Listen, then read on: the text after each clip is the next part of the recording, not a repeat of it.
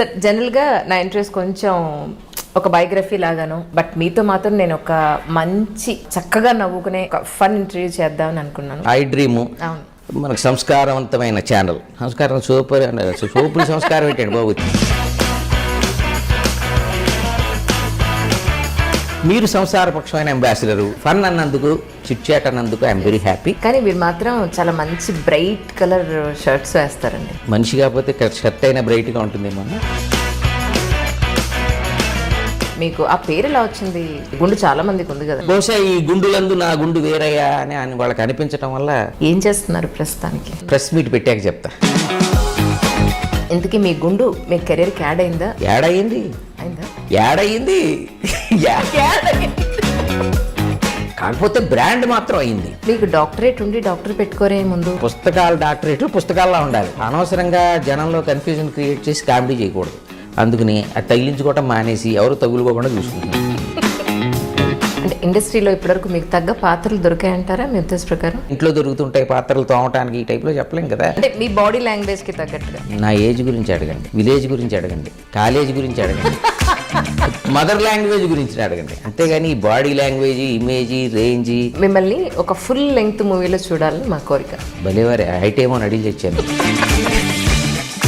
గుండుతో ఏదైనా యాడ్ చేశారా? అప్పుడప్పుడు క్యాప్ యాడ్ చేస్తుంటాను. ఆల్రెడీ ఒక ఆయన తన సొంత గుండుతోటి సొంత బిజినెస్ యాడ్లు చేసేసుకుంటాడు బిజినెస్. ఇంక నేనేం చేస్తాను నా గుండు. సరే, ఇప్పుడు ఇంతకీ మీ గుండు ప్లస్ ఏమంటే భూమి గుండ్రంగా ఉందని తిరిగి తిరిగి అక్కడికే వచ్చినట్టు, గుండు గుండ్రంగా ఉందని అడిగి అడిగి మళ్ళీ ఎక్కడికే వచ్చినట్టున్నారు. సర్లేండి, ఆ టాపిక్ వదిలేద్దాం. కమెడియన్లు హీరోలు అవుతున్నారు, మరి మీరు ఆ స్టేజ్కి ఎప్పుడు? అంటే స్టేజ్ సంగతి అటు ఉంటే మీరు నన్ను డైరెక్ట్గా థర్డ్ స్టేజ్ ఆఫ్ ఎలివేషన్లో పెట్టేసేట్టున్నారు.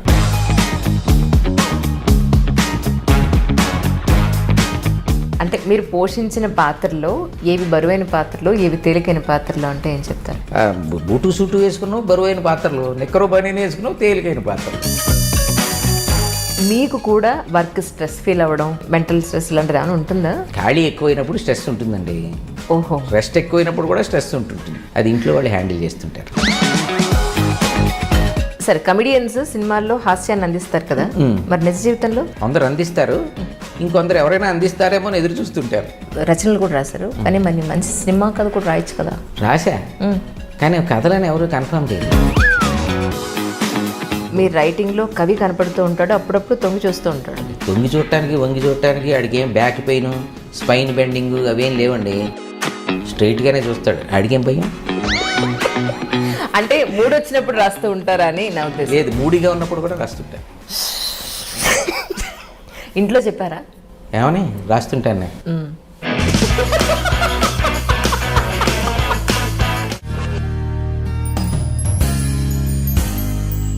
హాయ్ అండి, నేను దిల్సి విత్ మీ అంజలిలో రియలీ నా స్పెషల్ గెస్ట్ అన్నా, లేకపోతే చాలా రోజులుగా ఎదురు చూస్తున్న నా ఫన్ ఇంటర్వ్యూ కోసం ఒక గెస్ట్ ఇప్పుడే చెప్పేయమంటారా?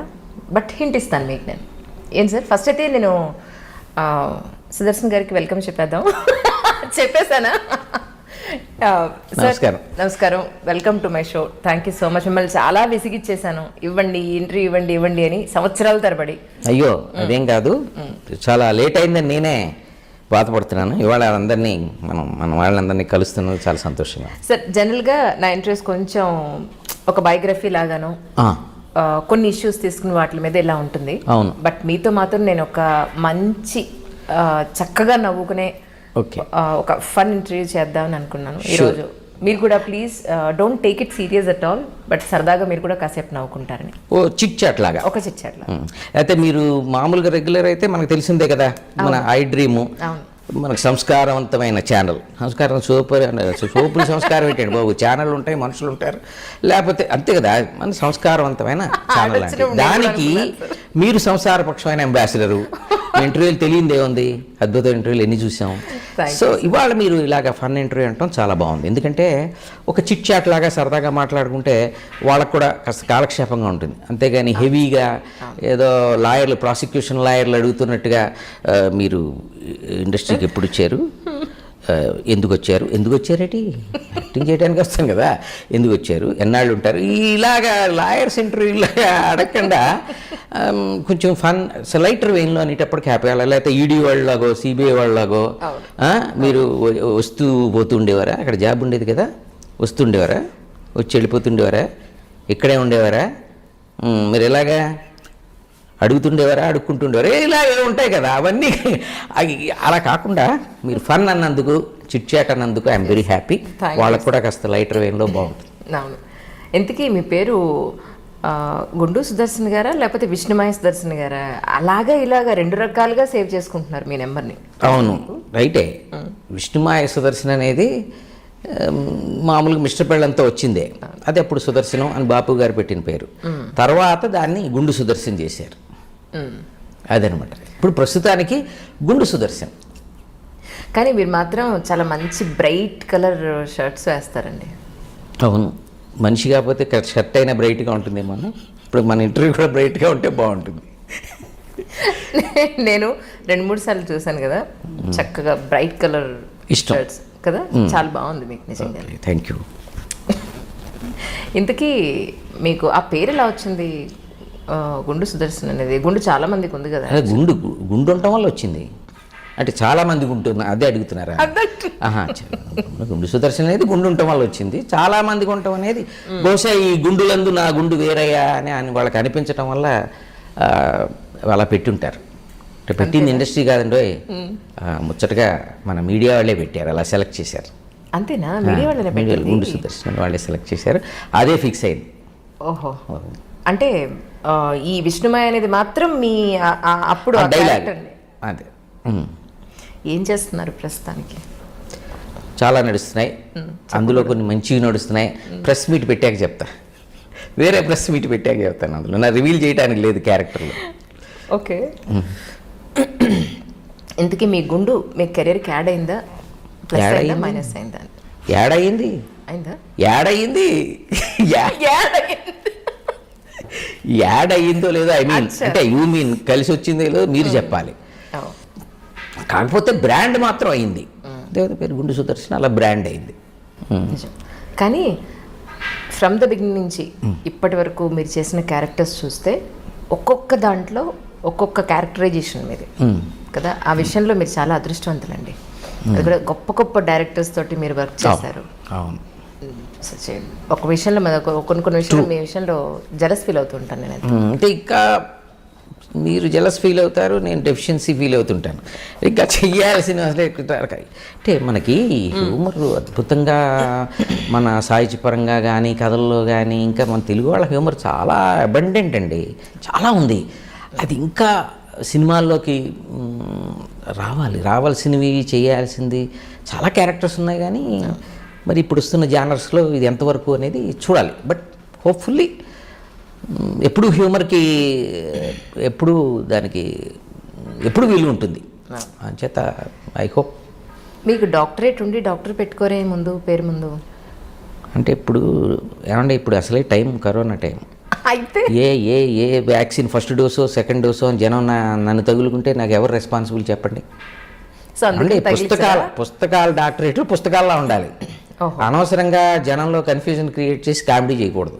అందుకని అది తగిలించుకోవటం మానేసి ఎవరు తగులుకోకుండా చూసుకుంటున్నా. అది మామూలుగా కూడా మీరు ఎక్కడా కూడా దాన్ని తగిలించలేదు పేరుకు ముందు? లేదు. ఉంటే తగిలిచ్చేస్తారు జనరల్గా ఎవరైనా సరే, చక్కగా తగిలిస్తాం. తర్వాత వీళ్ళు తగులుకుంటారు, పాప డాక్టర్ అనుకుంటారు కదా, వాళ్ళ తప్పు కూడా కాదు. మనం అనవసరంగా ఎందుకు వాళ్ళకి అనవసరమైన కన్ఫ్యూజన్ క్రియేట్ చేయటం.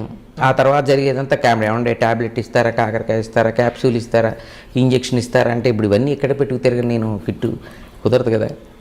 ఏదో పాపం వేషాలాగా ఈ ప్రాక్టీస్ చేస్తున్నాడేమో అనుకుని ఇలాంటి ఇబ్బందులన్నీ వస్తాయి. అన్నీ హాయిగా శుభ్రంగా అన్నీ హ్యాపీ చేసుకుంటూ మనం ఈ కన్ఫ్యూజన్ ఎందుకండి మధ్యలో. నిజం.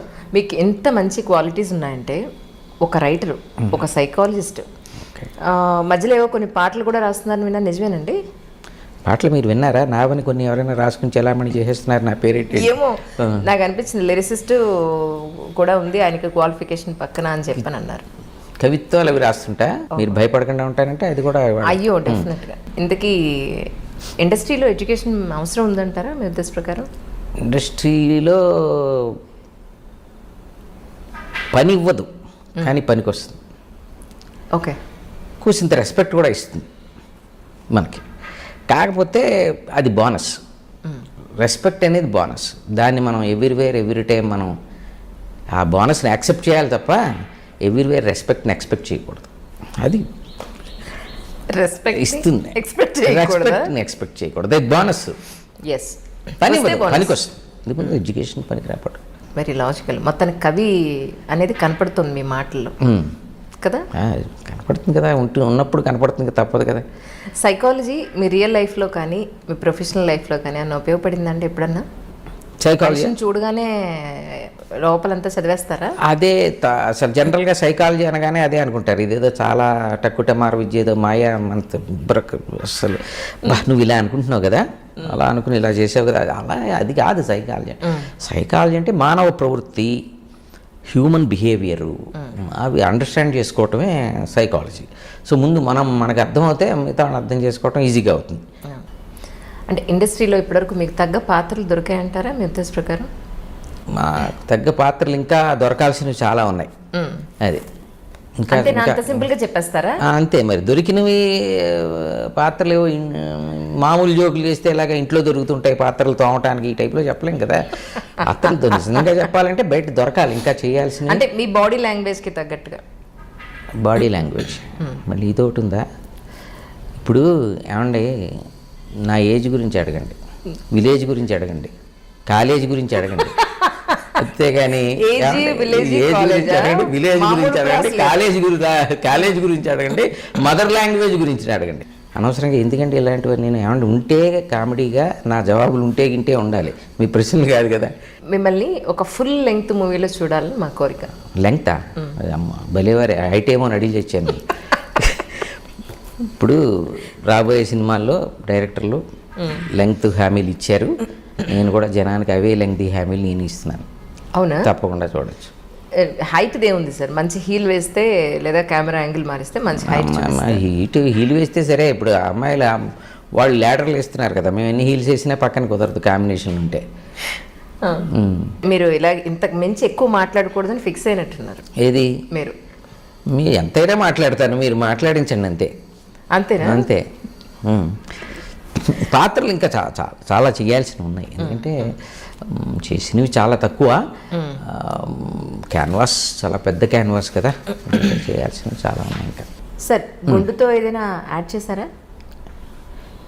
యాడ్ ఏం చేస్తామంటే అప్పుడప్పుడు క్యాప్ యాడ్ చేస్తుంటాను. అంటే నా ఉద్దేశం మీ గుండుతో అడ్వర్టైజ్మెంట్, మీ గుండు దగ్గర స్టక్ అయిపోయినట్టు గుండుతో అడ్వర్టైజ్మెంట్ నా ఉద్దేశం. ఇప్పుడు ఆల్రెడీ ఒక ఆయన తన సొంత గుండుతోటి సొంత బిజినెస్ యాడ్లు చేసేసుకుంటున్నాడు బిజినెస్. ఏమండి, ఇంక నేనేం చేస్తాను, నా గుండు యాడ్లకి గండి పడింది. కాకపోతే ఒక సినిమాలో ఈ క్యారెక్టర్కి ప్యారడీ స్పూఫ్ ఏదో అంటారు కదా, అది చేశాను. ఓకే, ఒక సినిమాలో ఒక డైలాగ్ ఏదైనా ఆ సినిమాలోనే ఆ క్యారెక్టరైజేషన్, అది ఆ గెటప్పే, ఆ క్యారెక్టర్ గెటప్పే అది వేసుకుని హీరో దగ్గర వస్తుంటాడు మధ్యలో. ప్రేమలు ఊరికే రావు. మీ ఊళ్ళో ఉన్న 4-5 కాలేజీల్లో అందమైన అమ్మాయిల ఫోటోలు తీసుకుని కంపేర్ చేసి చూసుకోండి. ఇప్పటిదాకా మీరు నష్టపోయించాలు, ఇక ముందు టైం వేస్ట్ చేయకండి. అంటే ఏం చెప్పదలుచుకున్నారు? వాళ్ళు రాసుకున్న క్యారెక్టరైజేషన్ దీనికి ప్యారడీ అదే అనమాట. అదే అర్థమే. చేత మీరు ప్రేమలు ఊరికే రావంటే డబ్బులు ఊరికే రావంటే అట్లా ప్రేమలు ఊరికే రావు, అట్లా ఆ టైప్లో చిన్న ప్యారడీగా రాశారు. అది బాగానే వర్కౌట్ అయింది ఆ క్యారెక్టర్ అనమాట. మీ ఇమేజ్కి తగ్గ పాత్రలు మీరు ఇప్పటివరకు చేయలేదని నా ఉద్దేశం, మీరే ఉంటారు విషయం. ఏమండి, ఇమేజ్, మీరు బాడీ లాంగ్వేజ్, మీరు ఒకటి కాదు. ఏమండి, ఇప్పుడు ఇలాంటి ప్రశ్నలు మీరు ఏదైనా మా కమెడియన్ హీరోగా చేస్తున్న కమెడియన్ సోదరులు ఉన్నారు, వాళ్ళని అడిగితే ఓ పద్ధతిగా ఉంటుంది, ఏదో కాకతాళీయంగా ఉంటుంది, నేరం క్షీరం న్యాయంగా ఉంటుంది. అదేంటని అడగండి, సౌండింగ్ బాగుందని ఫ్లోలో వాడే వాళ్ళని అడగండి, అదో పద్ధతిగా ఉంటుంది. అంతేగాని నన్ను ఇమేజీ రేంజీ ఎందుకు చెప్పండి. సరే, ఇప్పుడు ఇంతకీ మీ గుండు ప్లస్ ఏమండి, భూమి గుండ్రంగా ఉందని తిరిగి అక్కడికే వచ్చినట్టు, గుండు గుండ్రంగా ఉందని అడిగి మళ్ళీ ఎక్కడికే వచ్చినట్టున్నారు. అంటే ఏమండి, గుండు అంటే అరిగిపోయేదాకా అదే అయ్యే అంటే నాది కాదు సార్ ప్రశ్న, ప్రేక్షకుల ప్రశ్న అంతే. అదేలేండి, అరిగిపోయేదాకా అడుగుతూనే ఉంటారేమో నా భయం వేసింది. ఏమంటే మళ్ళీ ప్రేక్షకుల ప్రశ్న మళ్ళీ వాళ్ళ మీదకి నెట్టేసారేంటి పాపం నేపం. అడిగితే మీరే స్ట్రైట్గా అడగచ్చు కదా, వాళ్ళ వాళ్ళ వాళ్ళ మీద ఎందుకు నెట్టేయటం చెప్పండి. ఇంతకీ నాకు ఒక క్లారిటీ ఇవ్వండి కొంచెం మీరు. అది కాంప్లిమెంటా కామెంటా? నో అది కాంప్లిమెంటే, అబ్సల్యూట్లీ కాంప్లిమెంటే. కాంప్లిమెంట్గా ఆన్సర్లు ఏముంటాయండి, థ్యాంక్స్లే. అంటే సినిమాల్లో మీ గుండు ప్లస్ ఈ మీసం ఈ కాంబినేషన్ ఏమిటా అని. అదే నువ్వు చెప్తున్నావు కదా, మీరు అడిగి నాకు మీరు మొత్తం తోమరగా అదే అడిగి అరగొట్టేటువంటి ఇదే. సర్లేండి, ఆ టాపిక్ వదిలేద్దాం. కమెడియన్లు హీరోలు అవుతున్నారు, మరి మీరు ఆ స్టేజ్కి ఎప్పుడు అంటే? స్టేజ్ సంగతి అటు ఉంటే మీరు నన్ను డైరెక్ట్గా థర్డ్ స్టేజ్ ఆఫ్ ఎలివేషన్లో పెట్టేసేట్టున్నారు. ఉన్న వృత్తి ఏనాడో వదిలేసా, వేరే వృత్తి రాదు. ఇప్పుడు చూస్తుంటే మీరేమో నన్ను ఈ వృత్తిలో కూడా ఉండనిచ్చేయట్లేరు. ఎలాగండి మరి మీరు ఇలా అడిగితేను? అంటే కమెడీన్గా రాకపోయిన ఉంటే, సినిమాలోకి రాకపోయిన ఉంటే ఏమై ఉండేవారని. కాకపోతే ఏముండండి, పాఠాలు అవే అనుకుని నమ్మి వాటిని చెప్పుకుంటూ ఉండేవాళ్ళం. ఓపిక దమ్ము ఉన్నవాళ్ళు వాటిని వింటూ ఉండేవారు, అవి లేని వాళ్ళు విన్నట్టు నటిస్తూ ఉండేవారు. ఈ రెండూ చేయలేని వాళ్ళు నిజాయితీగా నిద్రపోతూ ఉండేవారు. అంటే చెప్పిందే చెప్పి ఈ బాటికి వెక్స్ అయిపోయి విసుకొచ్చి నేను కూడా నిద్రపోతూ పాఠం చెప్పడంలో ఎక్స్పీరియన్స్ వచ్చి పర్ఫెక్ట్ అయి ఉండేవాడిని. అంటే మీరు పోషించిన పాత్రలో ఏవి బరువైన పాత్రలు, ఏవి తేలికైన పాత్రలు అంటే ఏం చెప్తారు? బరువైన పాత్రలు, తేలికైన పాత్ర ఏమంటే ఇది గ్రేట్ క్యారెక్టర్ ఆర్టిస్ట్ జానర్. ఏ కైకాలి సత్యనారాయణ గారినో కోట శ్రీనివాసరావు అడగాలి, మీరు అడుగుతున్నది గుండు సుదర్శన్ని. అది మరి అంటే అలా కాదు సార్, మీరు ఏదైనా సెన్స్ ఆఫ్ హ్యూమర్తో ఏదైనా చెప్తారేమో. మీ ఎక్స్పెక్టేషన్ అదే. బూటు సూటు వేసుకున్నావు బరువైన పాత్రలు, నిక్కరు బనీని వేసుకున్నావు తేలికైన పాత్రలు. అంటే మీకు కూడా వర్క్ స్ట్రెస్ ఫీల్ అవ్వడం, మెంటల్ స్ట్రెస్ లాంటిది ఏమైనా ఉంటుందా? అంటే మెంటల్ ఉంటుందా అని అంటే అడిగారంటే స్ట్రెస్లా అడగండి. మెంటల్ స్ట్రెస్ అంటే స్ట్రెస్సే. అంటే ఎలా హ్యాండిల్ చేస్తారు? మీకు కూడా అప్పుడప్పుడు మెంటల్ వస్తుంటుంది అన్నట్టు అడిగారు. మీకు స్ట్రెస్ ఫీల్ అవుతుంటారా అని సింపుల్గా అయిపోయింది. నేను భయపడ్డాను, ఇందులో ఏమైనా స్లాష్ ఉందేమో. ఓకే, స్ట్రెస్ అంటారా? ఎలా డీల్ చేస్తూ ఉంటారని. ఇప్పుడు ఖాళీ ఎక్కువైనప్పుడు స్ట్రెస్ ఉంటుందండి. ఓహో. రెస్ట్ ఎక్కువైనప్పుడు కూడా స్ట్రెస్ ఉంటుంటుంది. అంటే వర్క్ అస్సలు లేనప్పుడు స్ట్రెస్ ఫీల్ అవుతుంటాను, రెస్ట్ ఎక్కువైనప్పుడు కూడా స్ట్రెస్ ఫీల్ అవుతుంటాను. అది ఇంట్లో వాళ్ళు హ్యాండిల్ చేస్తుంటారు. ఓహో. అంటే మళ్ళీ మీరు మిమ్మల్ని స్ట్రెస్నే హ్యాండ్లింగా మ్యాన్ హ్యాండ్లింగా ఇలా అడగండి ప్లీజ్. మీరు ఏదైనా వినోదం అడగండి, అంతేగాని విధ్వంసాల గురించి అడగండి. లేదు సార్, మీరే కావాల్సినంత వినోదం నా బొగ్గలు ఇలా కిందకి రాకుండా మొత్తం అంతా ఇలా పైకి నమ్మించారు మీరే యాక్చువల్లీ. సరే, కమెడియన్స్ సినిమాల్లో హాస్యాన్ని అందిస్తారు కదా, మరి నిజ జీవితంలో? కొందరు అందిస్తారు, ఇంకొందరు ఎవరైనా అందిస్తారేమో అని ఎదురు చూస్తుంటారు. మీరు ఫస్ట్ కేటగిరీ అనుకుంటా. ఏమంటే కేటగిరీలు ఏంటండి బాబు, అది ఇండివిజువల్ యాటిట్యూడ్ అంతే. దీనికి కేటగిరీలు క్లాసిఫికేషన్లు అంటే మీరు మాట్లాడే తెలుగు చూసా ఇది వాసన చూసి అన్నట్టు తెలుగు చూసి ఏంటండి బాబు, వాసన పీల్చి తెలుగు విని, అది కదా. మరి అందుకే సార్ మిమ్మల్ని చాలా మంది చూసి తెలుగు మాస్టర్ ఏమో అని భ్రమపడుతూ ఉంటారు. యాక్చువల్లీ అంటే భ్రమపడుతుంటే మనం బాధపడటం ఎందుకు, వాళ్ళు భయపడితేనే మనం బాధపడాలి. సార్ మీరు రచయితగా, కాలమిస్ట్గా చాలా వ్యాసాలు రాశారు, బోల్డ్ని కవితలు రచనలు కూడా రాశారు. కానీ మరి మంచి సినిమా కథ కూడా రాయొచ్చు కదా. రాశా, కానీ కథలను ఎవరు కన్ఫర్మ్ చేయలేదు. ఫ్రెండ్స్ ప్రోత్సాహంతో ప్రోద్బలంతో మానేశాను. మరి వాళ్ళ సపోర్ట్ లేకపోయిందంటే నేను మానగలిగేవాడిని కాదు. అంటే ఏదైనా ప్రయోగాత్మకంగా ఏదైనా కథలు రాయొచ్చు కదా అని నా ఉద్దేశం. రాయొచ్చండి, మీకు ముందే చెప్పాను కదా, ఫ్రెండ్స్ ప్రోద్బలంతో మానేశానని. నేను ప్రయోగాత్మకం దాకా వెళ్తే వాళ్ళు బల ప్రయోగం దాకా వెళ్తారేమో అని భయం వేసి మానేశాను. కథలు వదులుకోవచ్చు కానీ ఫ్రెండ్స్ని వదులుకోలేం కదండి. మీ మాటల్లో హ్యూమరిస్ట్ లాగే మీ రైటింగ్లో కవి కనపడుతూ ఉంటాడు, అప్పుడప్పుడు తొంగి చూస్తూ ఉంటాడు. తొంగి చూడటానికి వంగి చూడటానికి ఆడికి ఏం బ్యాక్ పెయిన్ స్పైన్ బెండింగ్ అవేం లేవండి. ఏదో బ్యాక్ పెయిన్ ఉన్నట్టు బెండింగ్ స్పైన్ ఉన్నట్టు వంగి తొంగి ఎందుకు, స్ట్రైట్గానే చూస్తాడు. ఆడికేం భయం. అంటే ఖాళీగా ఉన్నప్పుడు రాస్తుంటారా? లేదండి, ఖాళీ చేసుకుని చూసుకుని కూడా రాస్తుంటాను.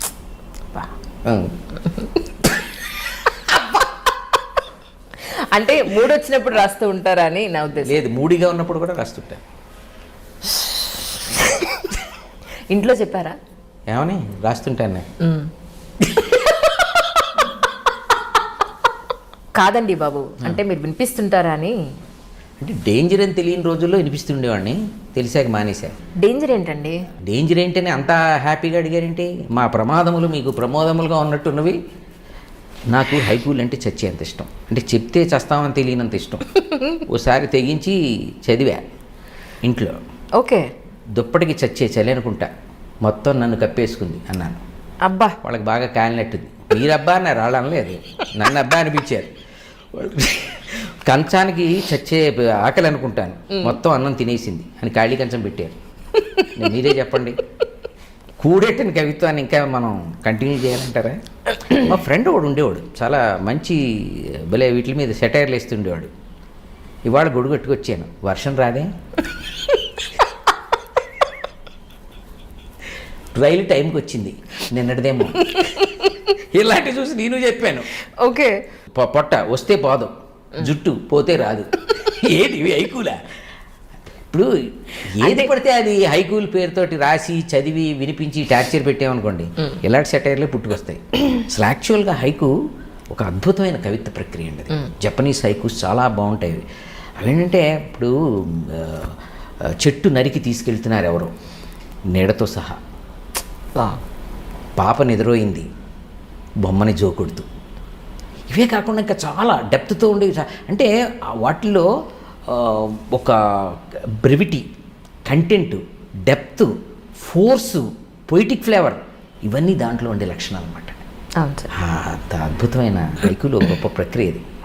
కానీ అంటే మీరు ఏమైనా రాసారా? మాకేమన్నా వినిపిస్తారా కొన్ని? ఫస్ట్ మీ గట్స్కి హ్యాట్స్ ఆఫ్. కాదు సార్, అంటే అడిగారు, తెగించి అడిగారు కదా, ఇందాక ఎలా తెగించి చదివాను, మీరు కూడా తెగించి అడిగారు కదా, అందుకు ఫస్ట్ హ్యాట్స్ ఆఫ్. తప్పకుండా వినిపిస్తా, ఎందుకంటే వినేవాళ్ళ కొరత వల్ల ఇప్పటిదాకా వినిపించలేకపోయాను. ఇప్పుడు మీరు అడిగారు కదా, వినిపిస్తా. తప్పకుండా త్వరలోనే వినిపిస్తాను. నెక్స్ట్ ఇంటర్వ్యూకి మీరు కొంచెం ధైర్యం పుంజుకుని నన్ను మళ్ళీ పిలిచినప్పుడు అప్పుడు చూద్దానండి. అయితే అంటే ఇప్పుడేం చెప్పట్లేదా? అంటే మా ఫ్రెండ్ ఒకడు ఇలా కొంచెం ఇంటర్వ్యూలు అడిగేవాళ్ళని బెదరగొట్టడానికి చిట్కా ఒకటి వాడమని సలహా ఇచ్చాడు. అది లేదులేండి, నెక్స్ట్ ఇంటర్వ్యూలో తప్పకుండా నా పట్టుకొస్తా మొత్తం సృజన. సార్, ఇంతకీ ఇన్నాళ్ల సినిమా కెరియర్లో సినిమా రాజకీయాలు మీకు ఏమైనా వంట పట్టాయా? ఓహో, హ్యూమర్ నుంచి మళ్ళీ రాజకీయాలకు వచ్చారా? ఏమండి, పడితే గిడితే వంట పట్టాల్సింది నటన, ఉంటే గింటే రాజకీయాలు కాదు. ఇన్నేళ్ల మీ సినీ ప్రయాణంలో, సినీ జర్నీలో మీరు ఎలా అయితే, మీరు రైటర్ అవ్వడం వల్లనే అని పక్కన మళ్ళీ ఒకటే అర్థం వచ్చేలాగా పర్యాయ పదాలు కూడా చెప్పాల్సి వస్తుంది. రైటర్తో ఇన్ని కష్టాలు ఉంటాయని తెలియదు నాకు. కష్టాలు ఏముందండి, కూడా బాగా అర్థమవుతుంది, అదొకటే కష్టం.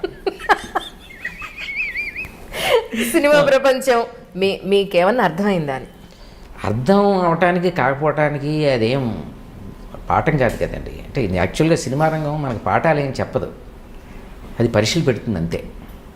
ఇంకా చెప్పాలంటే, ఇంకోలా చెప్పాలంటే, సినిమా రంగానికి మనమే అర్థం అవ్వాలి, అది ముఖ్యం. ఇంతకీ ఆన్సర్ మీకు అర్థమైందా? ప్రయత్నిస్తున్నాను సార్, ఎందుకంటే రైటర్తో ఇంటర్వ్యూ అంటే మామూలుగా ఉండదు కదా. ప్రయత్నించడం అంటే ఏంటి, అర్థం చేసుకోవడానికి ప్రయత్నిస్తున్నారా? ట్రై చేయండి. ఇంకా మనకు బోల్డ్ టైం ఉంది నెక్స్ట్ ఇంటర్వ్యూకి, ఈ లోపల అర్థమైపోతుంది. నిజంగా sir, thank you so much. చాలా మంచి ఎక్స్పీరియన్స్ నాకు ఇది. నా 19 ఏళ్ల జర్నీలో this is my 20th year in electronic media. ఇలాంటి ఒక రైటర్ తోటి కాన్వర్జేషన్ ఇప్పుడు చేసేటప్పుడే నాకు అర్థమైంది మీ డెప్త్ ఏంటి అనేది. నిజంగాను such a great experience. Height కూడా అర్థమైంటుంది.